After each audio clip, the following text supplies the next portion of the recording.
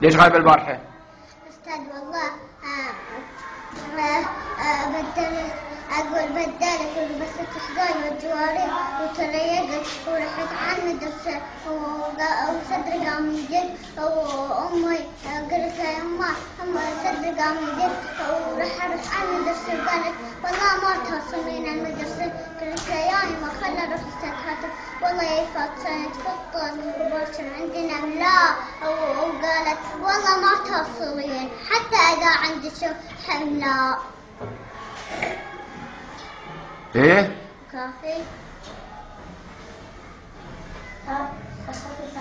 مو ذاك اليوم انت قبل يومين كنتي ما جايه؟ ليش؟ البارح اريد البارح ليش ما جيتي؟ مو قلتي بعد ما قيل وقلت التوبه قدام الطلاب؟ ليش؟ ليش؟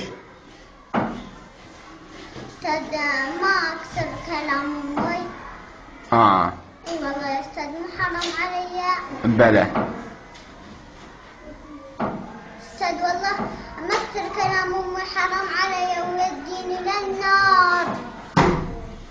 وانا مو قلتي لي بعد همين ما اكسر كلامك وما قيل؟ ايه؟ اي عاد هذا سربح والله يا أستاذ بعد ما قيل لو تقرأيها الموقف. شلون؟ أستاذ والله بعد ما قيل لو تقرأيها الموقف حتى إذا برد ما أقيب. حتى إذا أبوي يقول لي أقيبي أقول له يايبا ما أقيب. ومن اللي يقول لك لا تجين؟ ابوك لو امك؟ نبات لمن برد وتمطر ماكو امتحانات أبوي يقول لي قيبي. وبالليل ليش ما تقرأن عجل؟ أستاذ والله كل يوميا ما أنا بس أقرأ. لا تنامين؟ اي والله يا أستاذ. من يقريك؟ أنا وحسناء. ابوك ما يقريك؟ لا. قلت له شلون هاي من قلت له ما اروح ورايح؟